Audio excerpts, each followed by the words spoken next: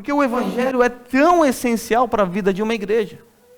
E era isso que estava acontecendo ali. Aqueles falsos mestres estavam minando a sã doutrina. E por isso Paulo usa esse primeiro capítulo para defender o evangelho. Nós vemos que ele coloca o evangelho no centro dos seus argumentos, ao mostrar que a lei não foi capaz de salvá-lo. Ele, Paulo, precisou da graça bendita do nosso Senhor.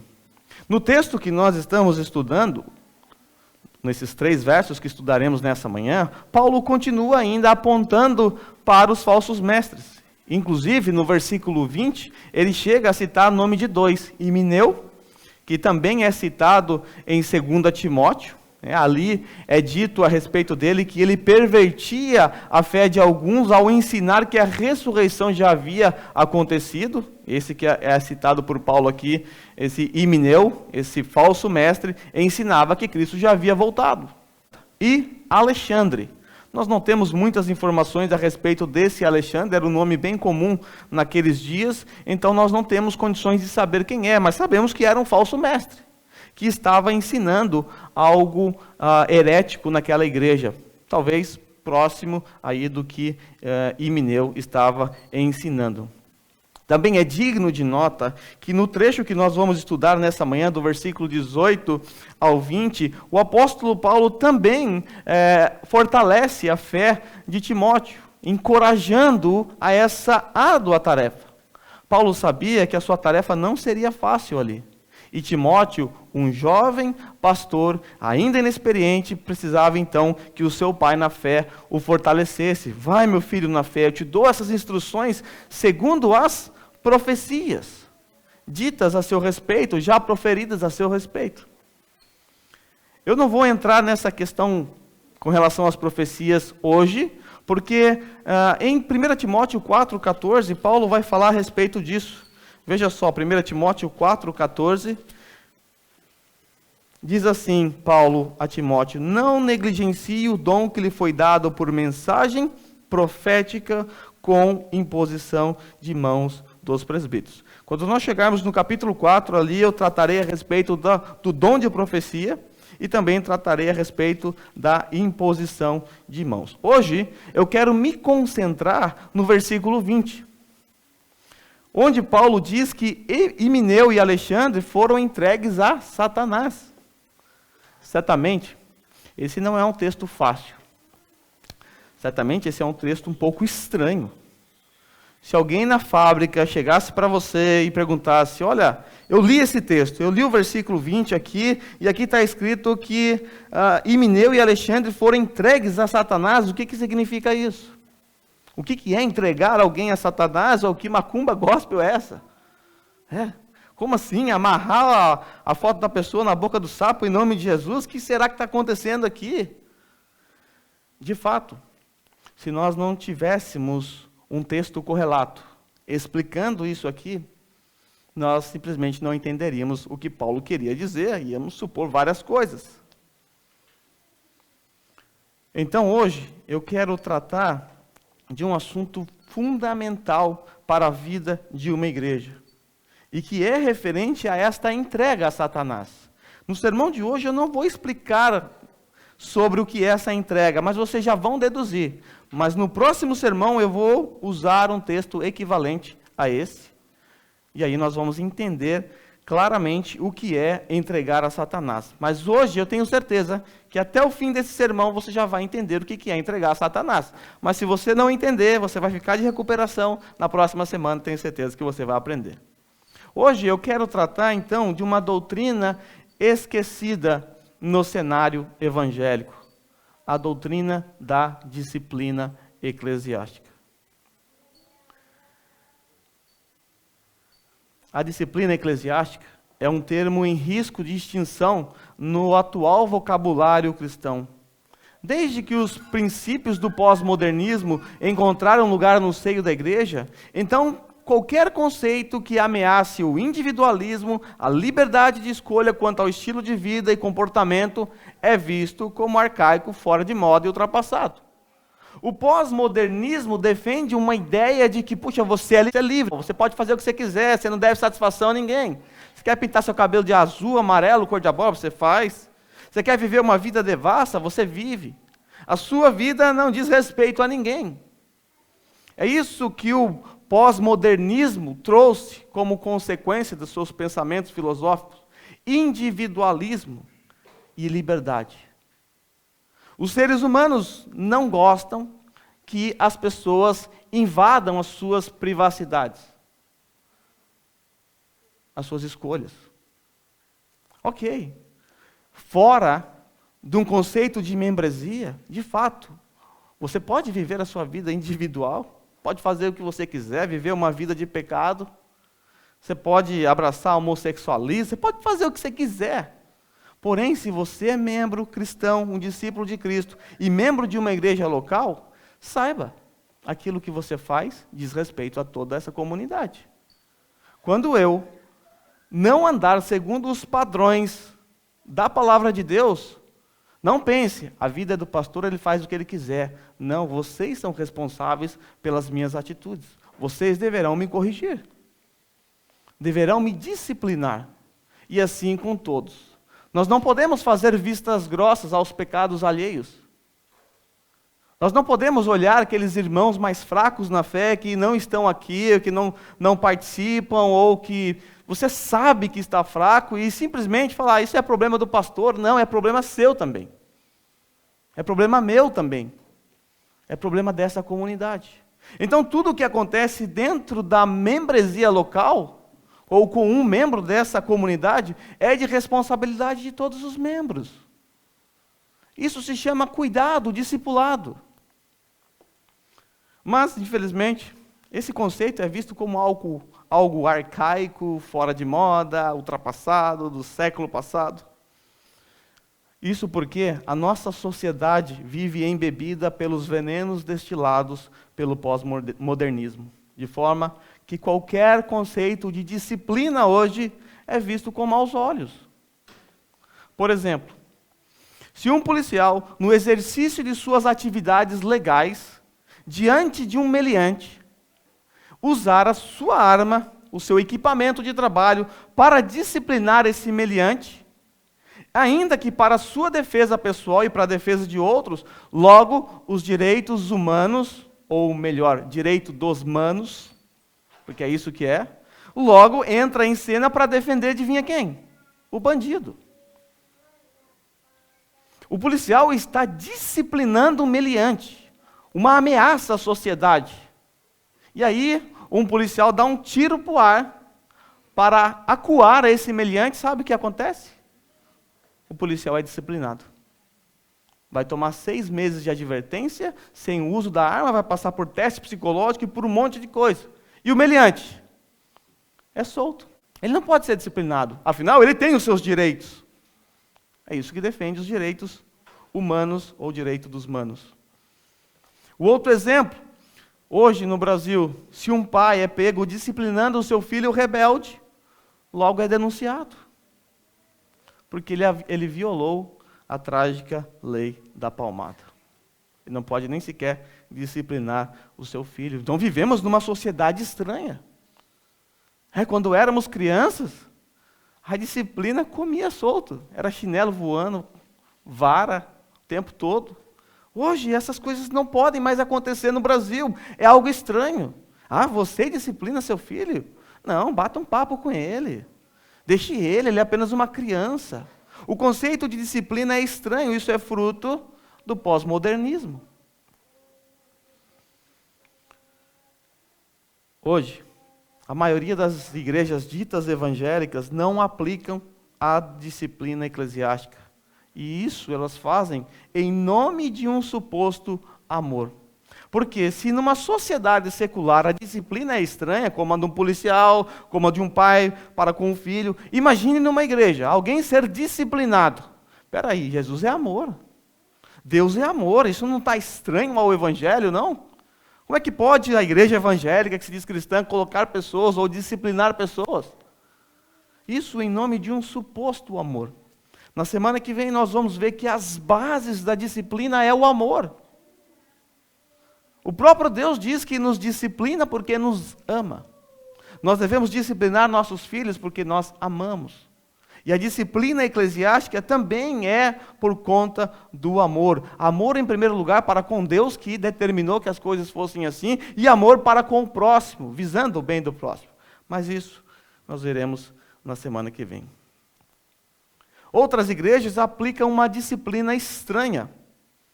Disciplina esta que mais se assemelha a um sistema de penitência dos católicos. Sistema de penitência dos católicos. Vamos pensar, por exemplo, num músico. O cara toca lá guitarra lá no louvor, e aí ele cometeu um pecado, aí o pastor então chega e fala, agora 6 meses de banco. 6 meses sem ceia, 6 meses sem tocar. É como se ele estivesse purgando ou penalizando o pecado da pessoa. Você vai ficar de joelho no milho aí, rezando 7, 8, 9 Ave-Marias, para que os seus pecados sejam purgados. Isso não é disciplina. E às vezes, o próprio pecador, aquele que caiu, que tropeçou, ele já se arrependeu dos seus pecados, já confessou seus pecados a Deus, e depois de 6 meses ele vai lá e conta para o pastor. Olha, eu pisei na bola, vi pornografia.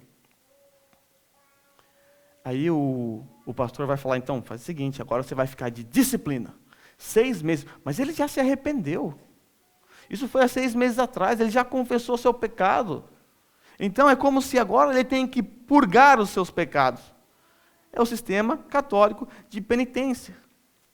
Poucas igrejas ainda lutam contra essa sociedade moderna para manter os padrões ensinados por nosso Senhor Jesus Cristo. E talvez vocês fiquem chocados e perturbados com esta doutrina. Mas saiba, não é invenção minha. Não estou inventando essa doutrina, ela já existe, está nas Sagradas Escrituras. E ainda que seja dolorosa para nós aplicá-la, e também dolorosa para quem recebe, nós fazemos por amor a Deus, por obediência a Deus e por amor aos nossos irmãos. Quando Calvino começou o seu ministério, a sua obra em Genebra, ele tinha a ideia de que se houvesse pregação fiel da palavra e administração correta dos sacramentos, esta seria uma igreja verdadeira. Se chegasse para Calvino naquele tempo, falasse, Calvino, me dá aí umas características de uma igreja verdadeira. Ah, essas aqui. Se há pregação fiel da palavra e se há a administração correta dos sacramentos. Essa é a igreja fiel.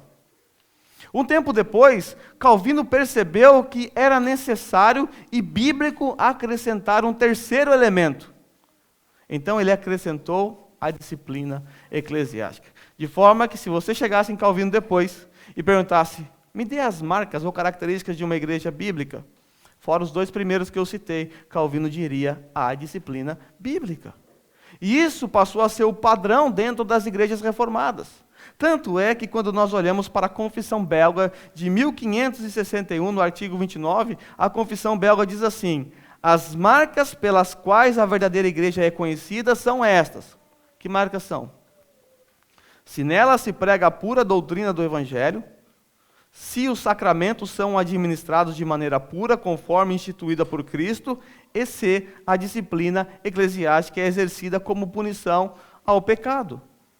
Resumindo, se todas essas questões são administradas de acordo com a pura palavra de Deus, rejeitando-se todas essas coisas que contrariam a isso, e se Jesus Cristo for reconhecido como o único cabeça da igreja, então por essas características pode-se com certeza conhecer a verdadeira igreja, da qual nenhuma pessoa tem o direito de se separar. Então perceba que o conceito de disciplina bíblica não é algo novo, é algo esquecido hoje. É algo abandonado, mas que já na reforma protestante era algo que determinava, que apontava para uma igreja bíblica, uma igreja verdadeira. Era uma característica de uma igreja verdadeira. Então o que eu ensinarei a vocês nessa manhã e no próximo domingo não é fruto da minha imaginação, mas uma doutrina que foi encontrada na história da igreja por ser bíblica e que hoje ou foi distorcida ou totalmente negligenciada no cenário dito evangélico. É de fundamental importância, então, que os membros dessa igreja e os candidatos à membresia estejam cientes dessa doutrina. Porque se um dia vocês precisarem passar por um processo de disciplina, o faremos. mesmo com dor no coração, mas o faremos por amor a Deus e amor a vocês. Então aprenda essa doutrina, porque se um dia houver disciplina aqui nessa igreja, ou você estará no processo, ou você estará sendo disciplinado. Você estará junto com a comunidade aplicando a disciplina bíblica, ou você estará recebendo a disciplina bíblica. Por isso você precisa conhecer muito bem essa doutrina. Mas vamos para definições. Eu sempre gosto de definições. O que é disciplina eclesiástica? Em termos gerais, podemos dizer que é uma das partes do processo do discipulado. Em termos gerais, a disciplina eclesiástica é uma das partes do processo de discipulado. Aquele em que corrigimos o pecado e apontamos ao discípulo o melhor caminho. É isso que é disciplina. Em termos gerais. Ser discípulos é, entre outras coisas, ser disciplinado. No processo de discipulado, nós devemos entender que existe o processo instrutivo e o processo corretivo. Quando você discipula alguém, você instrui essa pessoa, você ensina essa pessoa e você corrige essa pessoa. Quando nós falamos de disciplina, entenda, há um processo instrutivo, isso que eu estou fazendo agora é disciplina instrutiva. Estou instruindo vocês a respeito dessa doutrina. E há um aspecto corretivo, que é sobre esse aspecto que nós vamos tratar. Em termos mais específicos, trata-se do ato de excluir o indivíduo da membresia da igreja. Trata-se de excluir o indivíduo da membresia da igreja. Trata-se da declaração manifesta da igreja de que a igreja não pode mais apoiar a validade da profissão de fé de certos indivíduos. É isso que a disciplina bíblica é. Quando alguém for trazido para a igreja para ser disciplinado, quando chegar no último passo, que eu já vou explicar daqui a pouco para vocês qual é, quando nós chegarmos nesse último passo em que toda a igreja tem que saber do pecado, então a igreja deverá se manifestar contra tal pecado publicamente. A igreja dirá com isso que não pode mais apoiar a validade da profissão de fé de tal indivíduo. Se alguém, como Himeneu e Alexandre, aqui nesse texto, começar na igreja a disseminar doutrinas heréticas, depois de todos os passos dados contra esses dois, Himeneu e Alexandre, se eles continuarem obstinados em seus pecados impenitentes, então o último passo vai ser dado. E nesse último passo, toda a igreja, toda a comunidade deve ser envolvida. Com esta assembleia, na qual vocês não apoiarão mais a validade da profissão de fé, vocês não estarão determinando que essa pessoa não é mais salva. Vocês apenas estão reconhecendo que naquele momento tal pessoa não está vivendo de acordo com a sua profissão de fé. A igreja não tem o poder, a autoridade para determinar quem é salvo e quem não é. Apenas tem a autoridade para reconhecer quem é e quem não é. Pelo menos pela vida da pessoa no momento. Um exemplo muito fácil para nós entendermos isso é a respeito das embaixadas. Vamos supor que você perca todos os seus documentos. Você é brasileiro, você perdeu o RG, perdeu tudo. Aí você vai na embaixada. A embaixada, ela não tem autoridade para fazer você se tornar um brasileiro. Pode chegar japonês e falar, eu quero ser brasileiro aqui, como é que faz? A embaixada não tem autoridade para isso. A autoridade apenas reconhece se você é um brasileiro ou não. Então você chega na embaixada sem nenhum documento, sem provas de que você é um brasileiro. Então a embaixada vai pegar os seus documentos japoneses e vai pegar o seu nome e vai investigar sobre a sua vida. Realmente, ele nasceu no Brasil, nasceu lá em Taubaté. Em 1982, ele é um brasileiro. Então ela emite um documento para você, reconhecendo que de fato você é um brasileiro. É isso que esse é o poder e a autoridade que a congregação tem, apenas de reconhecer. Quando alguém estiver em pecado no meio da igreja e chegarmos a esse ponto, a igreja apenas vai dizer: os seus documentos estão irregulares. Não posso te dar um visto Não posso te dar uma autorização, não posso reconhecer você como brasileiro. Eu não tenho evidências, eu não tenho provas. Então você precisa arrumar, acertar a sua vida, os seus documentos. Se você chegar lá no consulado japonês apenas com a lábia falando, olha, eu sou um descendente de japonês, eu quero ir para o Japão, me dá aí o visto. Você acha que ele vai te dar? Não vai. Ele vai embora. Volte aqui com documentos decentes, com algo que comprove que realmente você é um descendente. E é isso que a igreja faz no processo de disciplina quando nós chegamos na exclusão. Nós apenas avaliamos a pessoa e, poxa, esse documento não está de acordo. Você diz aqui que é um discípulo de Cristo, mas você é impenitente, você não se arrepende dos seus pecados. Então, nós não podemos carimbar o seu passaporte. Volte depois de acertar a sua vida. Mas para entendermos melhor esse texto, nós precisamos olhar para 2 textos bases sobre o assunto. Eu vou tratar de um nesse domingo e de outro no domingo que vem. O primeiro é Mateus capítulo 18, do versículo 15 ao 20. O outro é 1 Coríntios capítulo 5, que vai ficar para a semana que vem. Então, vire as páginas da sua Bíblia para Mateus capítulo 18. Esse é o texto base da disciplina.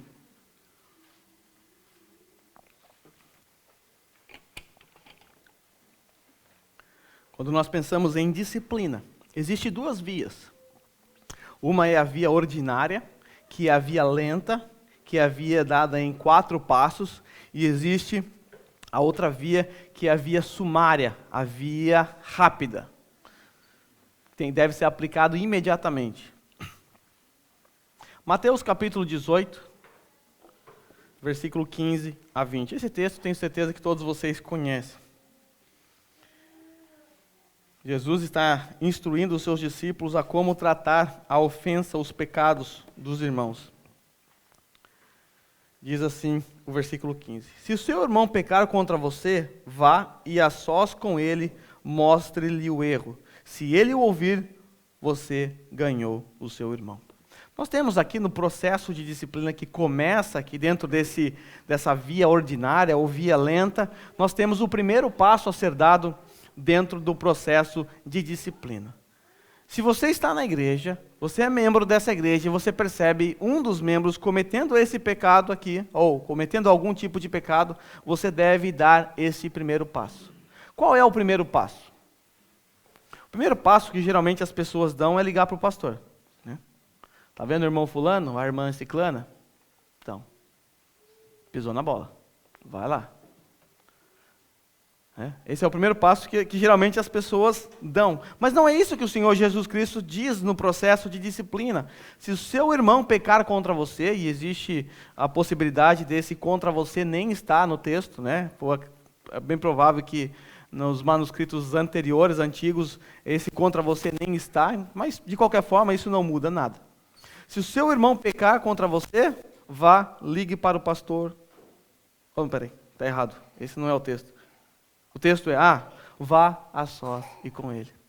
O texto não diz, procure alguém, procure outras pessoas, procure o pastor.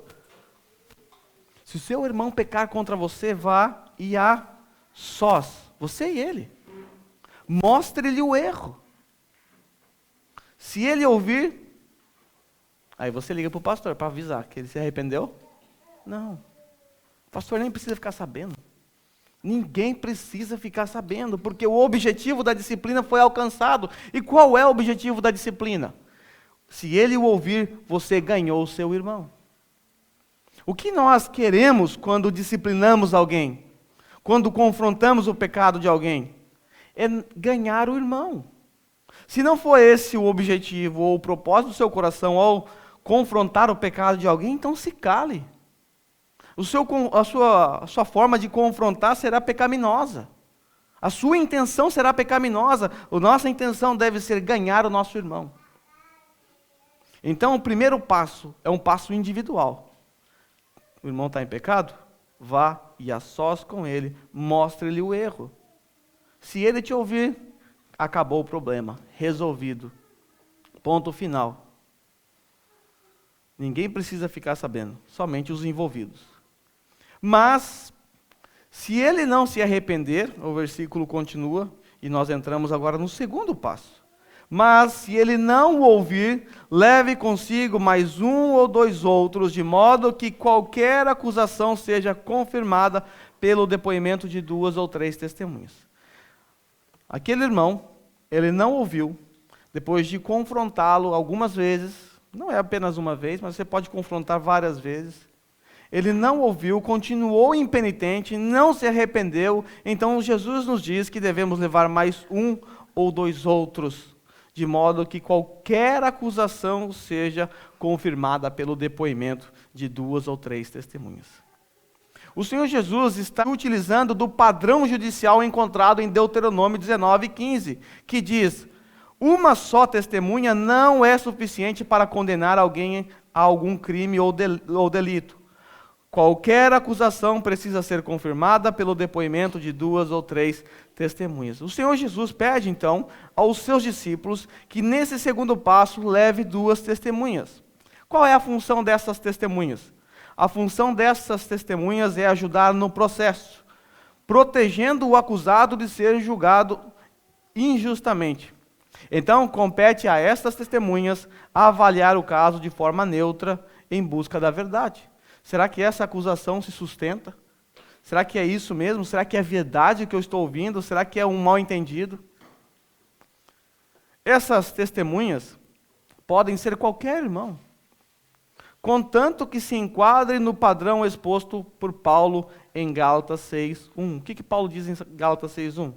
Irmãos, se alguém for surpreendido em algum pecado, vocês que são espirituais deverão restaurá-lo com mansidão.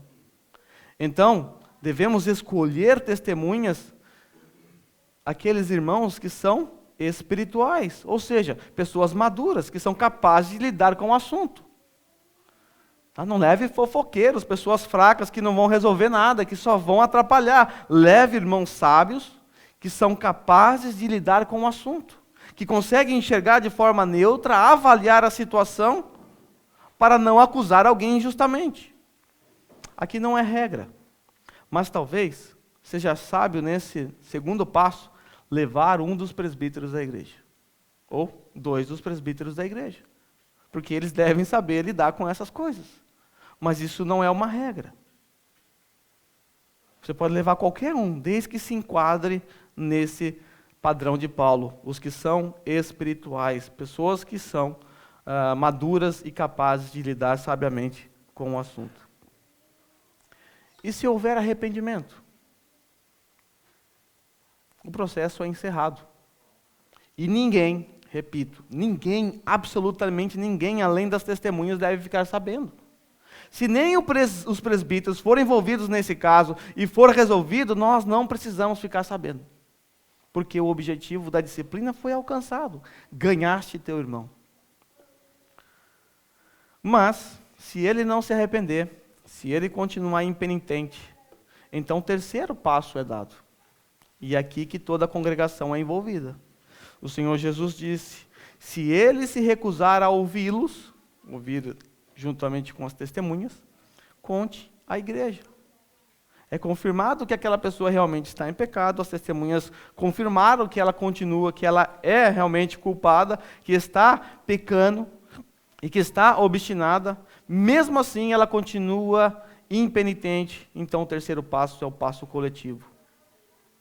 Não havendo êxito nos passos anteriores, então se faz necessário tornar público o pecado para que a igreja tenha a oportunidade de, em uma última chance, levar o irmão faltoso a reconsiderar seus pecados e assim se arrepender. E a igreja, então, ela terá um tempo considerável para buscar restaurar o pecado, o irmão pecador. Nesse passo, toda a igreja ficará sabendo através de uma assembleia ordinária, ou extraordinária no caso, a respeito do assunto, a respeito do pecado do irmão. Para quê? Para nessa assembleia difamarmos? Não, para nessa assembleia orarmos mais uma vez por esse irmão e incentivar todos os membros dessa igreja a buscar esse irmão, a confrontar esse irmão, tentando fazê-lo perceber a sua tolice, fazê-lo perceber dos seus pecados, de como ele está indo contra a lei, os princípios morais do próprio Deus. O objetivo é fazer ele reconsiderar o seu pecado, se arrepender, se voltar para Deus. Então a igreja, nesse passo, receberá um tempo considerável para buscar restaurar o irmão. E aí, cada um aqui será responsável por ir até esse irmão, confrontando, mostrando o seu erro.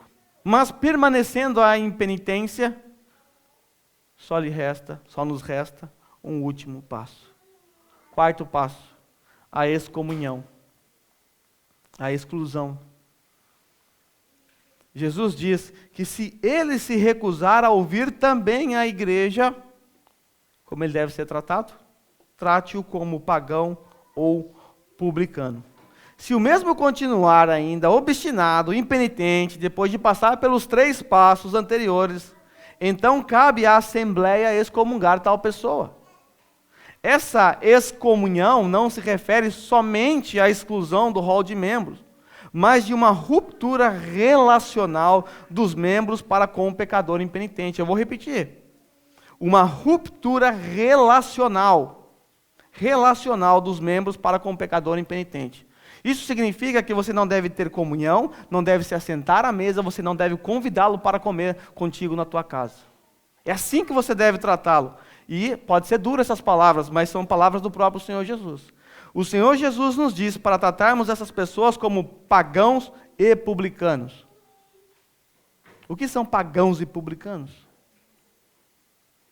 Como os israelitas entendiam essa questão de pagãos e publicanos? Como eles tratavam essas pessoas? Pagãos são pessoas que não pertencem ao povo da aliança, e publicanos são israelitas que trabalhavam para o Império Romano, cobrando impostos dos seus compatriotas. Nós sabemos que eles extorquiam os seus compatriotas, e por conta disso eles eram odiados, rejeitados, colocados à margem pelos seus compatriotas. Porque eram traidores da pátria, eram considerados pérfidos, traidores. Nos 2 casos, pagãos e publicanos, nesses 2 casos, eles eram desprezados pelos israelitas. Um israelita jamais se assentaria à mesa com um pagão e com um publicano para comungar do mesmo alimento. Não havia nenhuma comunhão entre eles. Com isso, Jesus exige que os membros da igreja não se relacionem com tais pessoas. Qual a finalidade disso? Qual a finalidade disso? Uma coisa tão severa, assim, que parece ser tão rígida e dura. Falta de amor. Qual a finalidade disso? É dar aquele chacoalhão, é o último chacoalhão que você vai dar no irmão para ver se ele desperta, se ele acorda. Eu sei que isso parece muito severo, porque nós não estamos acostumados com isso. Vivemos numa sociedade cheia de mimimi, da qual não se pode fazer nada, não pode nem se defender, um policial não pode nem usar a sua arma para se defender. Tudo é visto como falta de amor na nossa sociedade. E isso aqui que eu estou dizendo, você tratar alguém como publicano ou pecador, isso parece ser falta de amor, mas na verdade não é. Na verdade, se você não disciplinar a pessoa dessa forma, isso sim será falta de amor, porque você não está visando o bem dele. É o último chacoalhão. Acorda. Preste atenção no que você está fazendo. Olha que ponto chegamos. Isso parece severo e isso suscita uma dúvida. Quais são as bases para tal autoridade? Quais são as bases para nós, como igreja, fazermos isso? Quem nós pensamos que somos? Será que somos menos pecadores? Será que somos melhores, os santões? Quem nos deu esta autoridade? O Senhor Jesus. Essa autoridade vem do próprio Senhor Jesus. Ele diz no versículo 18 e 20, são 2 textos agora, mal interpretados, mal entendidos, mas está dentro do contexto de disciplina. O Senhor Jesus diz: digo-lhes a verdade. Tudo que vocês ligarem na terra terá sido ligado nos céus. E tudo que vocês desligarem na terra terá sido desligado nos céus. O que é isso? Como é que você liga alguma coisa nos céus e na terra, liga, desliga? Que texto doido é esse? Não tire de sua mente. Estamos num contexto de disciplina eclesiástica. Aí Jesus continua dizendo, outro texto mal interpretado. Também lhes digo, se 2 de vocês concordarem na terra em qualquer assunto sobre o qual pedirem, isto lhes será feito por meu Pai que estás nos céus. Pois onde se reunirem 2 ou 3 em meu nome, ali estou no meio deles. Olha, se 2 de vocês concordarem na terra acerca de qualquer assunto.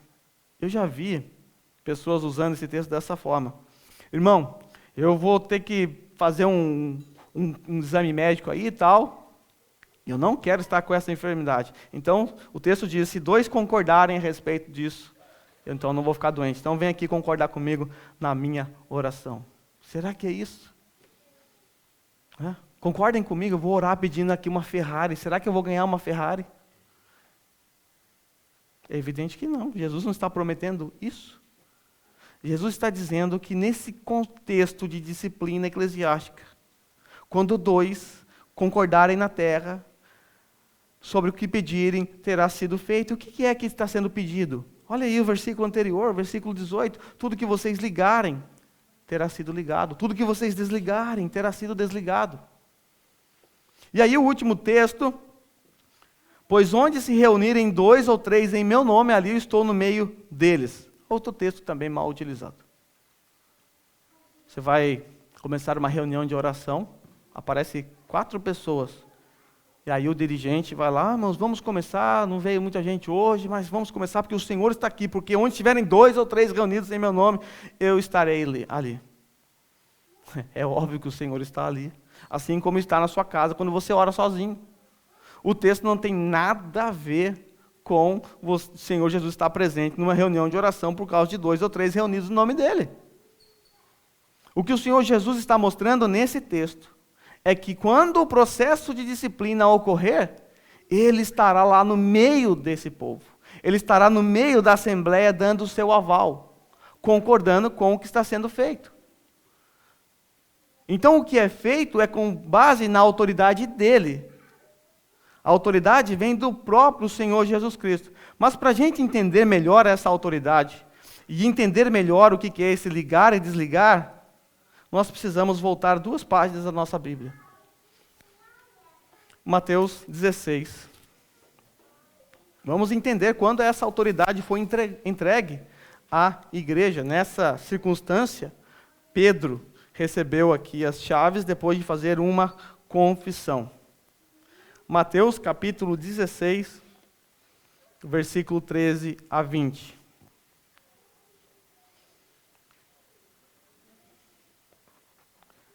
Chegando à região de Cesareia de Filipe, perguntou aos seus discípulos, quem os outros dizem que o Filho do Homem é? Eles responderam, alguns dizem que é João Batista, outros Elias, e ainda outros Jeremias ou um dos profetas. E vocês? Perguntou ele, quem vocês dizem que eu sou?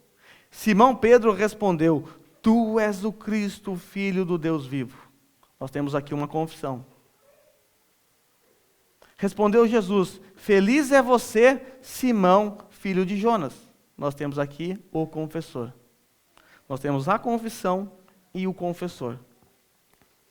Porque isto não lhe foi revelado por carne ou sangue, mas por meu Pai que estás nos céus. Eu lhes digo que você é Pedro, e sobre esta pedra edificarei a minha igreja, e as portas do Hades não poderão vencê-las. Eu lhes darei as chaves do reino dos céus. O que você ligar na terra terá sido ligado nos céus, e o que você desligar na terra terá sido desligado nos céus. Então advertiu os seus discípulos que não contassem a ninguém que ele era o Cristo. Percebe a semelhança das palavras? Eu vou dar a você, Pedro, nessa circunstância, as chaves do reino. O que Pedro fez que deu a ele o direito de receber essa chave do reino, essas chaves do reino, para ligar e desligar algo? O que Pedro fez? Com base no que Pedro recebeu as chaves para ligar e desligar? As bases estão na confissão que Pedro fez. Pedro fez uma confissão. Ele confessou que o Senhor Jesus é o Cristo, o Filho de Deus. E com base na sua confissão, então Pedro recebe as chaves. Esse é aquele tipo de texto que muitos protestantes têm medo, né? Porque o catolicismo romano utiliza esse texto de forma errada, evidentemente, para provar que que Pedro foi o primeiro Papa. Porque Jesus entregou na mão de Pedro as chaves do reino. E aí, se você vai numa igreja católica que tem a imagem do Pedrão lá, né? Você vai ver ele sempre com uma chave. Pedro, o primeiro Papa, e depois os outros papas vieram. Então, hoje a chave está com quem no catolicismo romano? Com o Papa atual. Ainda com todas as suas lambanças, com as asneiras que ele vem falando, ele está com a chave. É isso que os católicos acreditam. Mas será mesmo que a chave foi entregue somente para Pedro? Bem, se nós não tivéssemos Mateus capítulo 18, que é o texto que eu acabei de ler com vocês, nós poderíamos até ser confundidos por um católico. Mas quando nós chegamos em Mateus capítulo 18, nós descobrimos que essa chave está nas mãos da igreja. Está nas mãos dos confessores. Está nas nossas mãos. Porque nós somos os verdadeiros confessores.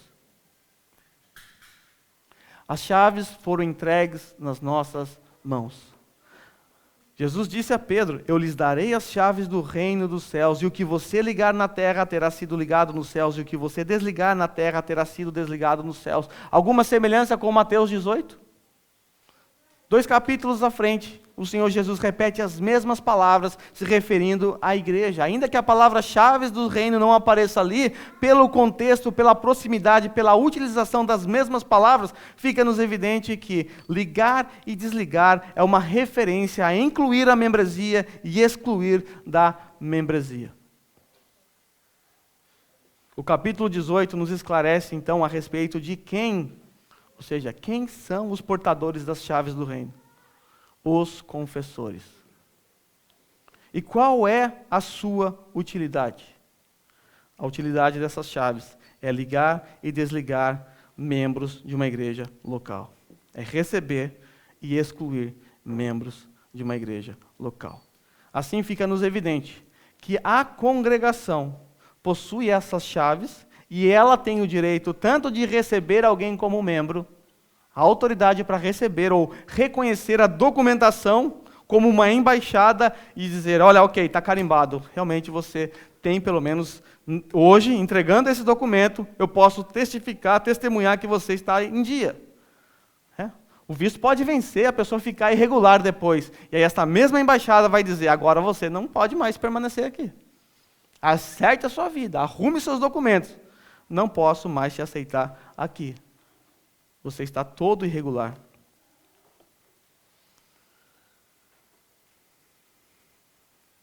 Assim, quando alguém aparecer na igreja como um candidato a ser membro dessa igreja, eu quero que vocês tenham esse conceito em mente.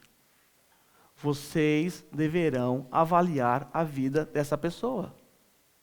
Quando alguém é apresentado como candidato a ser membro dessa igreja, no dia em que houver uma assembleia a respeito disso, quando o nome dessa pessoa for apresentado em assembleia, vocês terão que votar. Mas quais serão as bases da votação de vocês?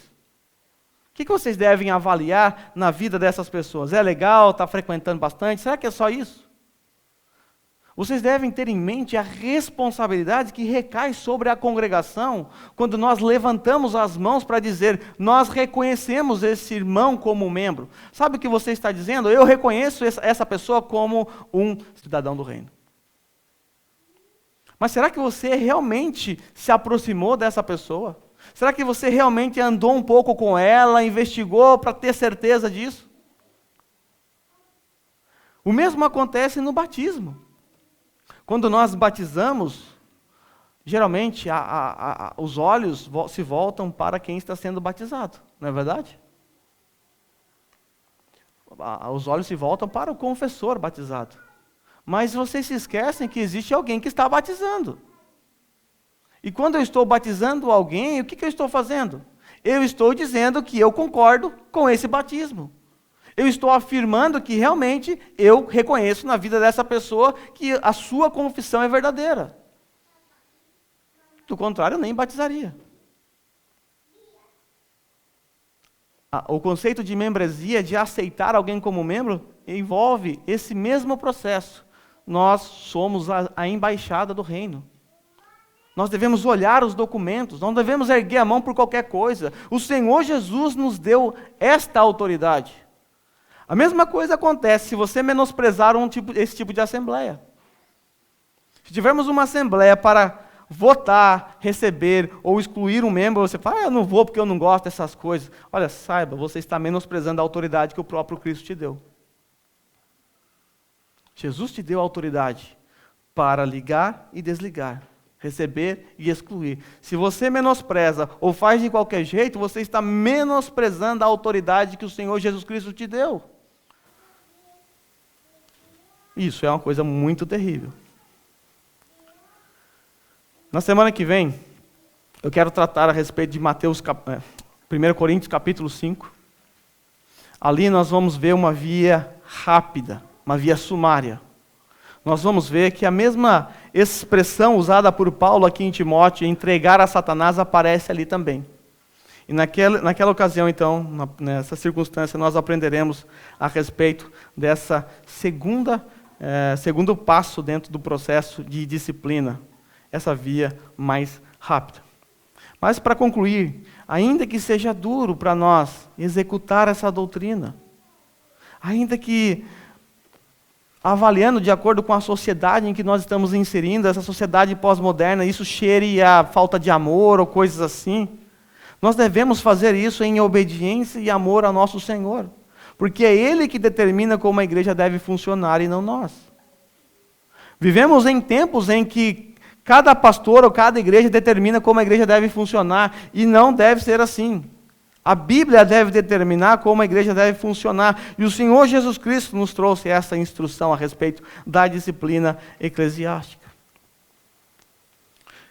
Que o Senhor Jesus livre esta igreja de chegar ao quarto passo da disciplina ordinária. Mas, se chegarmos a esse passo, tivermos que passar, que o Senhor nos ajude a nos mantermos fiéis à palavra dEle. Não aquilo que gostamos. Que o Senhor nos ajude, quando esse último passo for dado, que o Senhor nos ajude a obedecer o que Ele disse a respeito de tal pessoa. Devemos tratar como publicano e pagão. Não vai ser fácil para ninguém. Não vai ser fácil para quem está disciplinando, no caso a igreja, e também para quem recebe a disciplina. Mas Deus disciplina aqueles a quem ama. E às vezes, Ele faz isso através da igreja. Outras vezes, Ele te disciplina por outros meios. Mas, geralmente, Deus faz isso através da própria igreja. Oremos.